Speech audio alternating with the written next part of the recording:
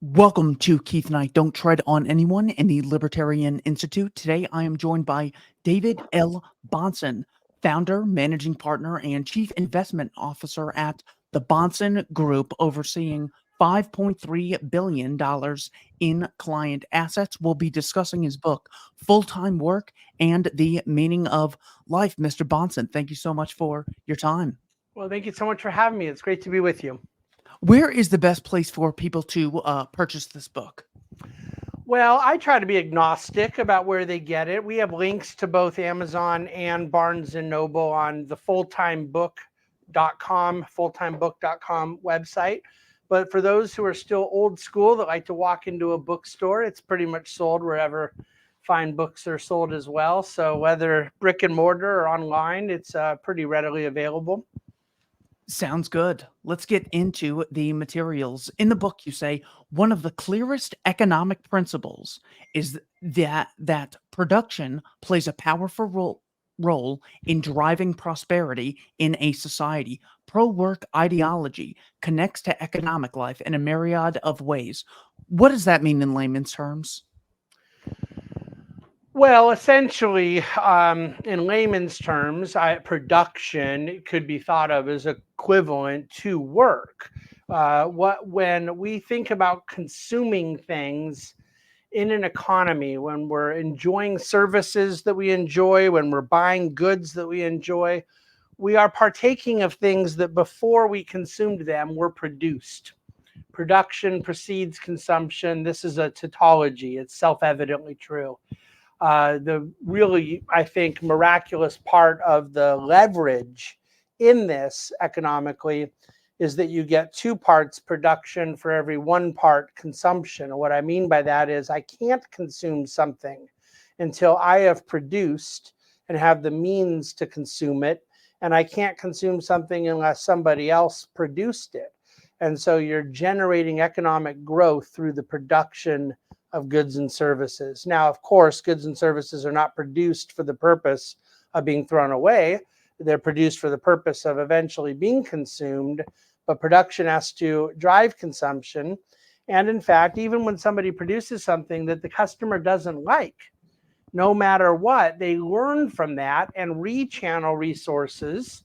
This is the most Hayekian principle of all, and of course was really out of the classical school, even pre-Austrian economics, with Jean-Baptiste Say, that even production that ends up being rejected by the consumer is productive in the sense that it rechannels productive activity to something more resourceful, something that will ultimately be more profitable. That whole engine of economics is very, very important, and it is all a matter of work.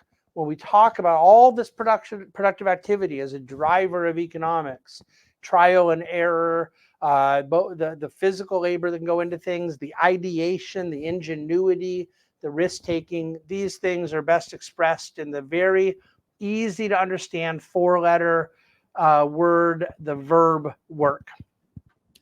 There is a general claim. I'd like you to respond to this idea. Work is a means to accessing products and services, not an end in and of itself. What, if anything, is wrong with that mindset? Well, first of all, how does one access goods and services apart from somebody else producing them? So if one says my work was done so that I can access your goods and services, was that person's production of goods and services done only so they could access somebody else's? Or is there a God-given purpose in creating the goods and services that others end up consuming? This isn't binary. It is all a positive feedback loop. I, as a producer, have tastes and preferences of what I will consume, and others who are producing the things I will consume also have their own taste and preferences. And when you then add on a few billion people to the mix and a wide array of categories and sectors and products and whatnot, you get a very complex economy that nevertheless miraculously works out of a sort of spontaneous order of us all simultaneously enjoying the things we consume, but also finding meaning and purpose and dignity in producing the things others will consume. So I think that formulation, it's not as much that it's inaccurate as that it's incomplete. How can we differentiate productive work from unproductive work? Well, productive work is work done towards an object. And so, all I mean by that is it is extended into space for the purpose of meeting a human need. And it is quite true that we have people who believe certain needs are more important than others. Someone who picks up trash off of the ground at an amusement park is considered to be doing low human needs. And someone who is inventing a search engine like Google is considered to be doing a high human need. I would rather distinguish that based on market pricing, that there is a higher education, skill, technical, capital investment, expertise there, that certain needs get met with higher barrier to entry than others. But I don't believe that this category is different. Both picking up the trash and creating technological innovations, both are done to meet human needs. So in that sense, all work is done productively. And if someone says a certain job is unproductive, then I would argue it isn't work. It doesn't meet the definition, because I'm defining work tautologically that it is the production of goods and services that meet the needs of humanity. Now, um, can government get involved and make work less productive? Can they misallocate resources? They certainly can. And this is very important language for those of us who have a more conservative formulation of government role in the economy. That is to say, a very low and limited role. However, I still think there, by category, you're referring to them making some of these work efforts suboptimal, not necessarily completely unproductive. And so, as a basic definition, I would argue that work is always productive. Okay. So we can differentiate from productive work and unproductive work when we're not talking about meeting human needs. I will hear about, people working very hard and that being good in and of itself. Like, well, I'm sure there's a lot of thieves and kidnappers and traffickers who work extremely hard. But according to your definition, that is not what we're talking about. That's why I'm glad you got a nice, consistent way for us to approach this. When it comes to work, have you found that there is a correlation between wealth and happiness? When it comes to work or when it comes to wealth? Just when it comes to wealth accumulation in general. Well, I think that there is in a sense, category distinction between the accumulation of goods and services and happiness in the immaterial realm. I generally believe that there is a certain baseline of material needs that are quite important to a facilitation of happiness, a general level of health, food, shelter, water, warmth, the things that facilitate survival. But I most certainly, as a man of faith, believe that one can have tremendous material prosperity and be spiritually impoverished. And I believe that people can be reasonably materially limited and still be spiritually rich. So I don't think that those things have a necessary correlation. What I do believe, though, is that the optimal environment is one in which material needs are being met, productive activity is being done, and that is feeding the human spirit. It is fueling the conditions of human fulfillment of the good life. And I think that understanding of human flourishing is the only consistent one I've ever studied, that both seeks to address mankind's material and immaterial needs. So the thesis of this book is work is the meaning of life, correct? Yes, it is. And that doesn't necessarily mean work you are getting compensated for. This could be internships. This could be stay at home work where one spouse takes care of the kids and does housework, and the other might get monetary income from other work. So we're not necessarily talking about work in exchange for monetary goods, correct? That's correct. The only caveat I'd give is that the focus of the book was primarily in a context of vocational work, but by the very definition I gave you a moment ago, the production of goods and services to meet needs of humanity, there's absolutely no requirement to be compensatory work. I think where we have in the current moment in society a rather vivid crisis is specific to professional work, vocational work, and so forth, that there is a downward trend in our society's relationship to work that I think goes against much of the American ethos and tradition. But I absolutely agree with what you just said, that the thesis of my book and the philosophy I have does not require the work in terms of extracting purpose and dignity to be compensated work.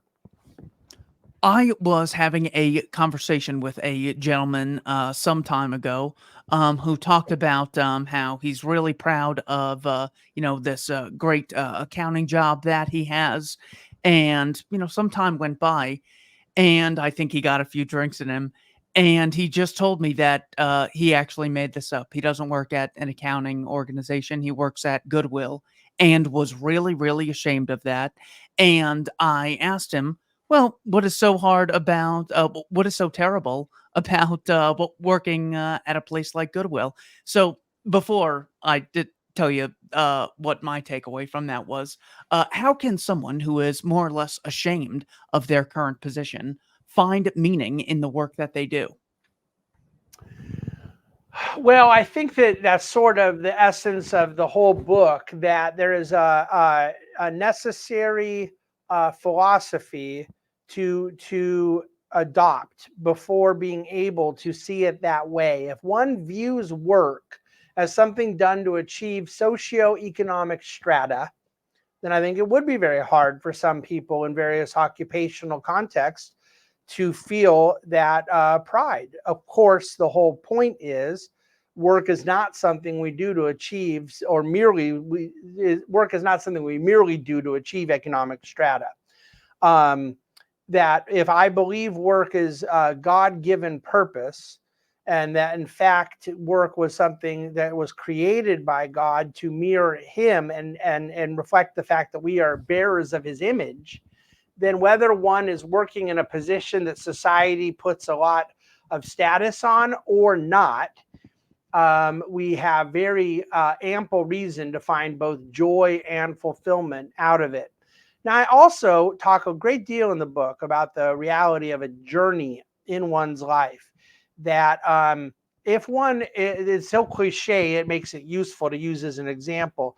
One who aspires to be a successful theater actor or actress on Broadway very rarely gets their first gig right upon arriving in New York City, where I'm sitting right now, and very rarely is receiving the money necessary to support themselves. So the cliche of one working as a waiter or waitress while they're waiting for that Broadway career to develop is kind of a cliche for a reason. Do I think that one should look at those years spent, risk-taking years, waiting tables at a diner to try to make it on Broadway, as a negative or as a blessed part of the journey? I would argue that for most people that end up achieving a certain degree of professional success, they almost always find, this is absolutely true of my own journey, that the early years with the most struggle were the most blessed years, the most rewarding. The journey itself becoming the prize, not merely the destination. That is a great takeaway. I remember I just needed a job when I was younger, so I got one at Walmart online grocery pickup. And I was kind of embarrassed that I'd had a good job at a bank before and lost that job. But at Walmart, I would spend half the day shopping for customers and the other day the other half of the day delivering groceries to people's cars. And I made them so happy that I was more fulfilled there than I was at this job that I couldn't stop bragging about. I'd had a job at a credit union that I thought was so cool. But when you're directly creating value for value in these exchanges, it really helps you. And when you're exhausted at the end of the day, I felt so much more fulfilled. Same with my current position. Um, all right, here's one for you. Work is a place of simple exploitation. The owners extract wealth from the workers, only employing them knowing they can make money off of their actions. Therefore, work should not be admired. How do you respond? Well, I mean, it's certainly a almost verbatim quote from Karl Marx. That is the fundamental tenet of Marxism. And it is undergirded by Marx's commitment to the labor theory of value, that the only value we get in goods and services is the labor that was imputed to it.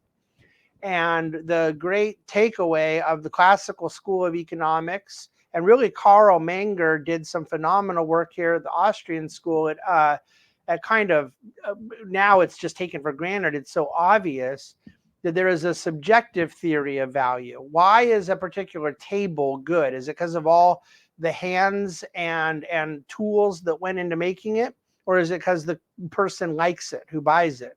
And so if somebody works very, very, very hard at making a really, really bad and ugly table, does the table have value or not? Is the value of the table correlated to the labor that went into it? So we end up discovering a rather obvious fact in human living, that value comes from customer preferences, subjective taste of a very diversified humanity. And that one person's love of a particular painting is going to be totally different than another person's love of a car stereo system, and so forth and so on. And out of this, we realize that the notion of one's labor being equivalent to the value in a product is a self-defeating idea. That if there is not profit out of the product that the labor creates, then there can be no incentive for capital investment to create the products, ergo, no room for the labor. So that the labor and capital are always and forever in a market economy in a positive feedback loop together. But where I believe there's a just very basic takeaway here, even apart from my sort of deeper Marxian critique about labor theory of value, is I believe that what the worker is selling is essentially profitable as well. They're doing a free exchange with an employer saying, I will come work for you and I want this wage. And the employer can say, no, I'll pay you this, or yes, I'll pay you that. But they get to essentially engage in a market transaction around the value of their own labor. And in that sense, become the entrepreneur, making a decision around what they could do with their time and talent. And then from that, the entrepreneur who has also put risk-taking capital into the mix and organized the projects, hired other employees and so forth, they have their various set of risk-reward trade-offs at play. One laborer's risk-reward trade-off, it becomes a series of risk-reward trade-offs in the product getting manufactured. This is a beautiful thing. But the notion that some workers are exploited or mistreated, that they are lied to, all of these things require category distinction. I vehemently oppose employers treating employees badly. I vehemently oppose fraud, but I vehemently support the right of employees to freely negotiate with employers themselves what they're willing to sell their time and talent for. All I heard from Democrats and progressives when I was younger was we need to legalize gay marriage. You might not like it. You might think it's terrible. You might not engage in it, but you still have to respect those people's rights to do with their life what they want. They never applied this to the economic realm. Do you have any idea what how they justify some gaping contradiction? Well, I think it is for them not a contradiction because the root premise behind it is that they view the world through the prism of class struggle.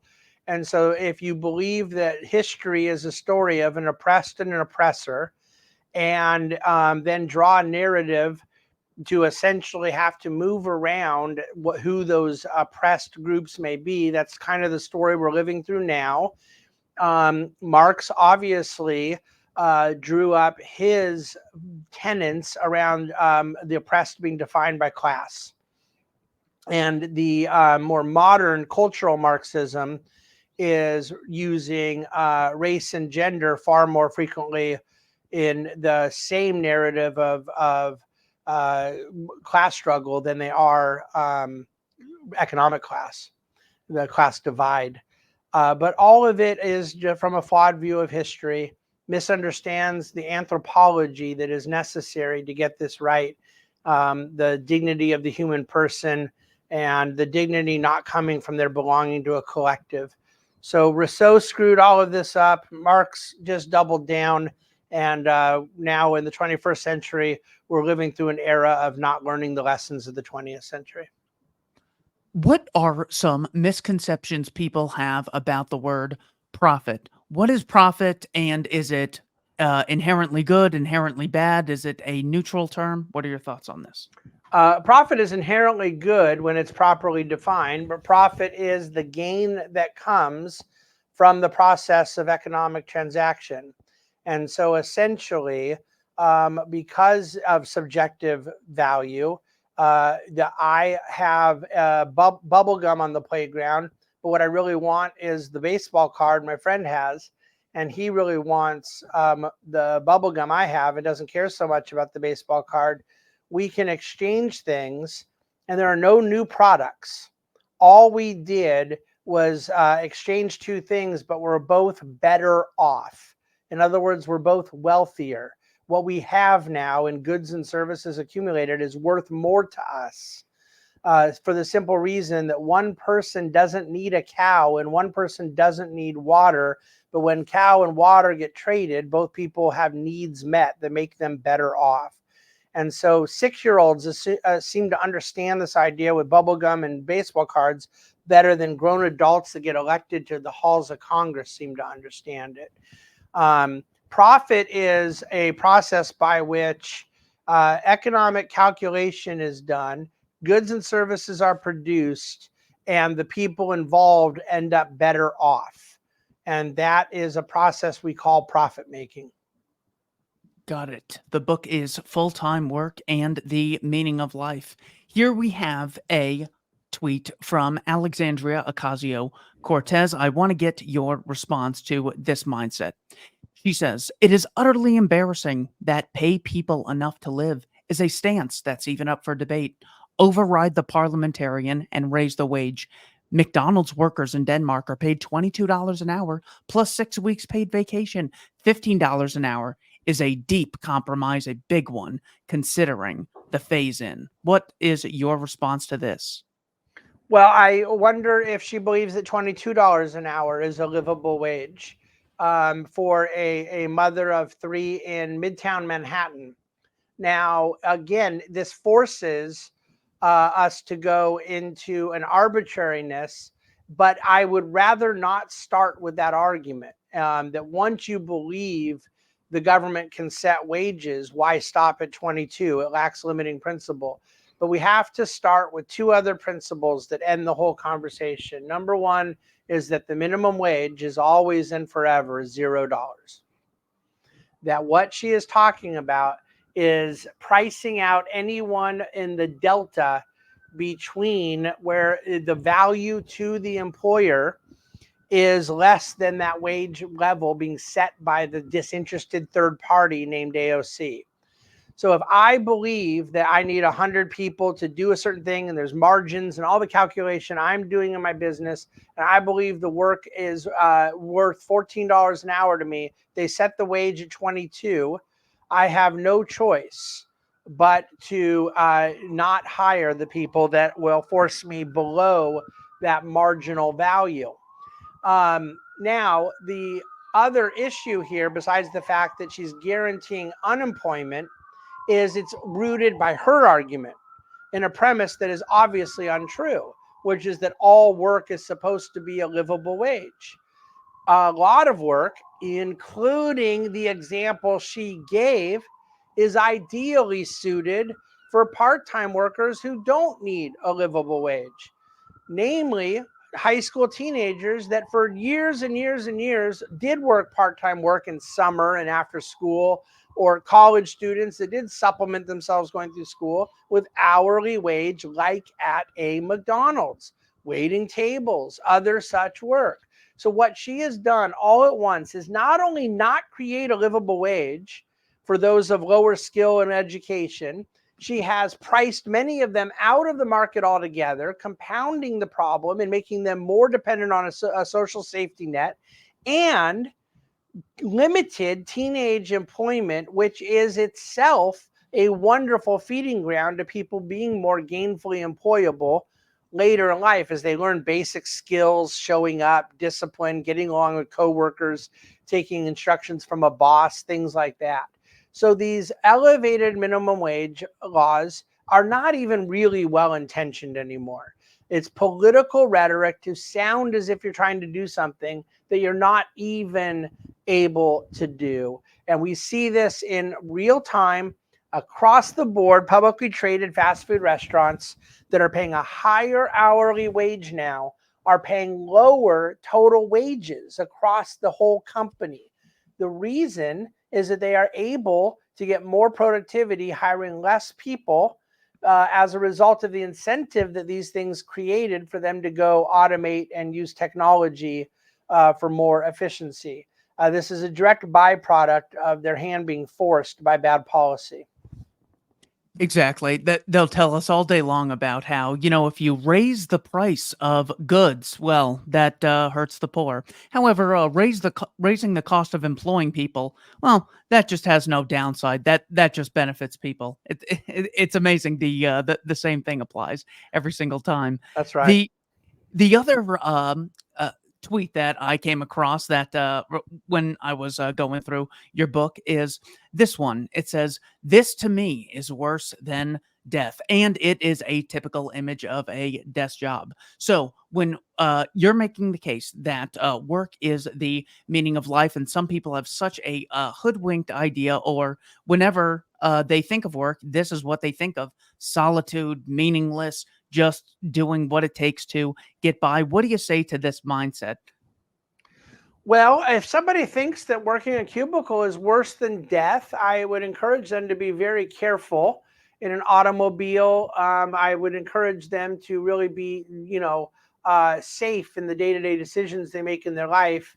They may very well find that such language is unhelpful and perhaps not appreciated by people that actually do risk life and limb on a daily basis. But just so we're clear, if somebody thinks that working in a cubicle is undesirable and they have the maturity to not say it's worse than death, they just say they don't want that job, then don't take a job in a desk.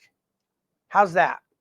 Go work with your hands, go paint, go find someone who wants to hear you play violin, go teach in a classroom, go work in a factory. In a market economy with a division of labor and specialization and optionality we have, it is incomprehensible that someone needs to apply their own preference for what they believe may be worse than death to all of the rest of us.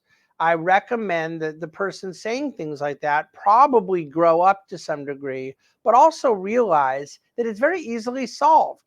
Don't go work in a desk if you don't want to work in a desk. And say that I currently have this job. I'm miserable. I just go to the office and I want another job, but I feel like my options are limited. What steps can I take? Of course, there's always deregulate at the federal level, increase competition, abolish the minimum wage. Of course, I agree with all those. Assume that that Congress isn't taking my calls now, and all I have are the capacities of a computer, I have a car, I can do some things in my capacity. What can I do to increase my value as a worker to increase the likelihood that employers will desire me as an employee? Well, I think that on a micro level is going to be very different, profession by profession. I mean, I think that all people, the universal principles are being more industrious, being harder working, being more committed. There's virtues that apply. Virtues, for the most part, represent some of the greatest job security out there. Somebody who's very good at a task and lacks virtue is oftentimes going to be less employable than someone who's okay at a task but has virtue. But of course, that presupposes that one of the virtues is to get better at the task. So there is a sort of self-reinforcing mechanism here. I believe in the virtue of self-improvement, resilience, tenacity, etc. But in individual sectors, there's different things that help people differentiate themselves even more, and that's the beauty of a market economy. Is that what one has to do to develop a competitive edge in technology is different than what one has to do in finance. There are some businesses that really require great people skills, and those honing their relationship skills is a huge value add in their role in the marketplace. And there's other aspects in their economic life and where that one's technical prowess is going to be more important. And so I think people have to identify what the value proposition is of the line of work they're interested in, and then, as we read about in for the Apostle Paul, run in a way the race in a way to win. Beat your body and make it your slave so that you can go out and be successful in the race. And I think when people pick a career path, they need to commit themselves to that kind of tenacity. That's what I believe in my message of full-time work as the meaning of life. I want to briefly go over some disparities in income when it comes to work. According to the census of 2018, the highest income groups are Indian Americans, Taiwanese Americans, Chinese, Japanese, Pakistani Americans, Filipino, Indonesian, Korean, Cambodian, Hmong, Vietnamese, and then white Americans and black Americans. What is it that these groups are doing differently to create such disparities in income?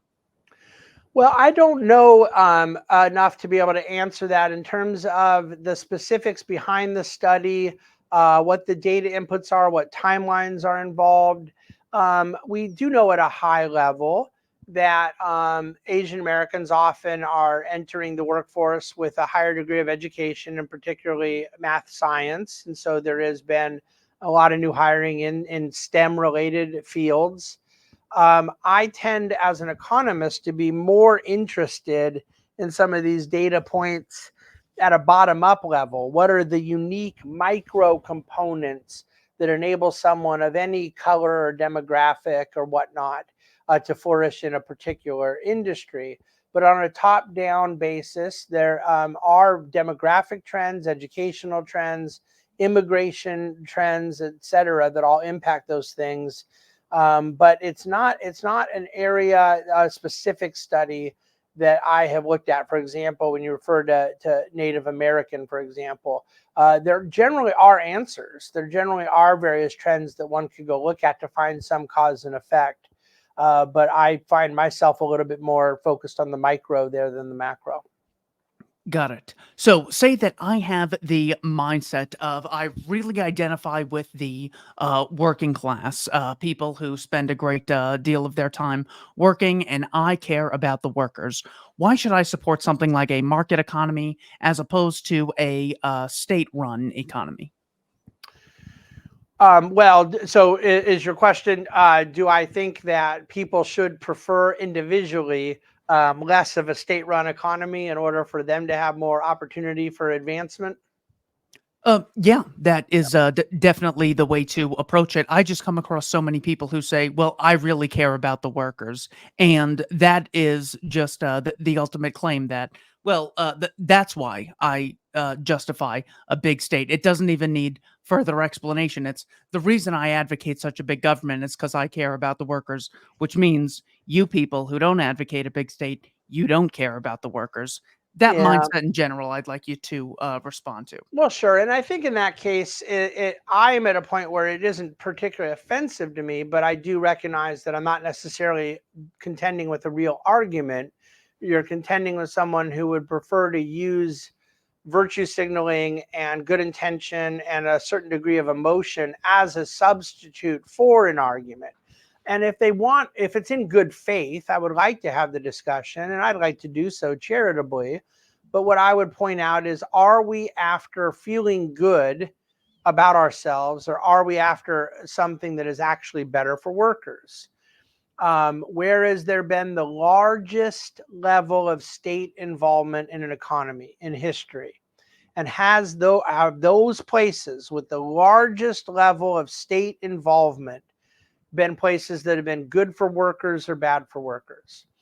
And when we say good for workers, do we mean human beings only in their capacity as workers, or human beings holistically? One of the things we could do that'd be great for workers is demand that every worker be paid $1 million per year. I think every worker would love that. I'm not so sure every consumer would like that. And yet, I think most consumers are workers and most workers are consumers. So doing economic analysis around how it affects one group but not another group, how it affects people in the short term but not the long term, and how it affects things visibly but not invisibly, is the basic definition of economic fallacy. This is Friedrich Bastiat 101. You have to look at how the visible and invisible effects, short term and long term, and the effects on the many, not just the few. And ultimately, when people talk about policies they believe will be pro-worker, if we dig into this enough, there is a 100% chance that we will find where the thumb of the government has been largest, the impact on those who are workers has been the worst. And that where we allow for conditions of freedom and opportunity to flourish in an aspirational society, then opportunities for workers have been the greatest. But I would very gladly embrace the premise of that person saying, I want what's best for worker, by saying, I want what's best for worker too. I would merely insist upon defining the worker as one aspect of a human being, and that there are a number of other ways that we have to measure what is best for a worker, and conditions of freedom and opportunity, I believe, time and time again, maximize those conditions. I love that answer. Thank you so much. I remember being blown away reading Race and Economics by Walter Williams, where he Oh, said, since, masterpiece. obviously, disparities in unemployment are the result of racism. So let's go back to 1948 when there was much more racism. And let's look at youth unemployment between blacks and whites. And it turns out whites had a higher youth unemployment rate at that time when there was far more racism. I go, it never even occurred to me that we could actually falsify a thesis like this. And every time, more regulation, more costs of operating businesses mean people with the least amount of skills will be able to get their foot in the door and have opportunities within the economy. That's I right. loved your previous book as well, 250 Economic Truths. This is a collection of quotes. Can you give me two or three of your favorite economists of all time, and something the biggest takeaway you had from those economists? Sure. So the book was called There's No Free Lunch, 250 Economic Truths. And, limiting it to two or three is very difficult, but one could probably guess by counting up the numbers of quotes, from some of the different economists. I obviously had a very heavy hand behind Friedrich Hayek, Milton Friedman, and Adam Smith in the book, but Thomas Sowell would have to be up there as well. I've been extremely impacted by a lot of economists. I'd probably say I have about a dozen that are in my sort of Hall of Fame. I would include Schumpeter. I'd include Ludwig von Mises. I would include a number of contemporaries as well. But all of them, even of different points of emphasis, whether one is more focused on monetary economics, one more in political economy, And oftentimes, I think, like Adam Smith, a moral philosopher, what they share is generally tremendous, profound insights about the human person and about social cooperation, how humans interact with one another in the real world. And that is, I think, the story of economics is understanding the human person, human nature, and how that manifests itself in the way we allocate scarcity. So it's the study, it's the passion of my life, the study of this field. And one could do a lot worse than look into some of those names I offered. But would I say favorite two or three, Hayek, Friedman, and Smith? Sure, on any given day. But then on another day, I can't put Thomas Sowell down and so forth. Peter Becky today is one I enjoy reading a great deal. You know, um, there's quite a few wonderful resources available. You mentioned Walter Williams a moment ago, and sometimes rereading some of his stuff, I'm utterly blown away at what a national treasure Walter Williams was.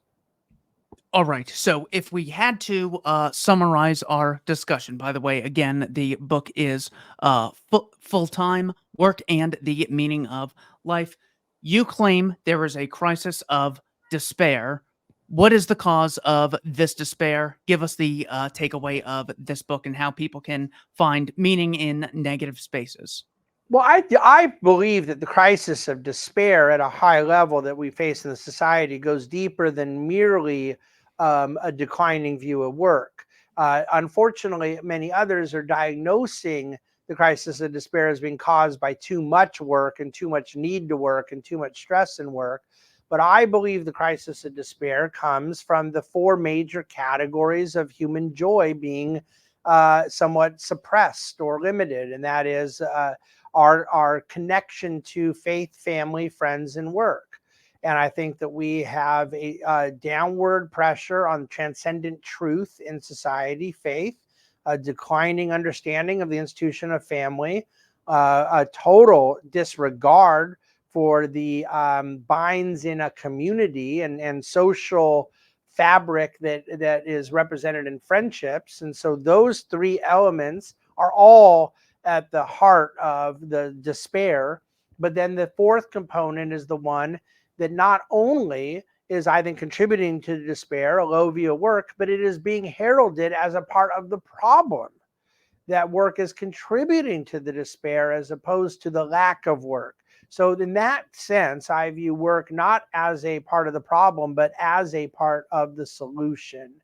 And I think that what I mean by that is not merely someone getting off their butt and getting up and going to a job, although that language sometimes has its place and can be an important task once someone gets to a point of too much complacency. But really, I'm sharing this as more of a positive message that embedded in work is us exercising our God-created purpose from which we find dignity, that we have our needs met by meeting the needs of others and enter into a virtuous cycle that becomes a true source of joy in our lives. The book is Full-Time Work and the Meaning of Life. My guest today is David L. Bahnsen. Mr. Bahnsen, thank you so much for your time. Get the book in the description below. Take care. Thanks so much.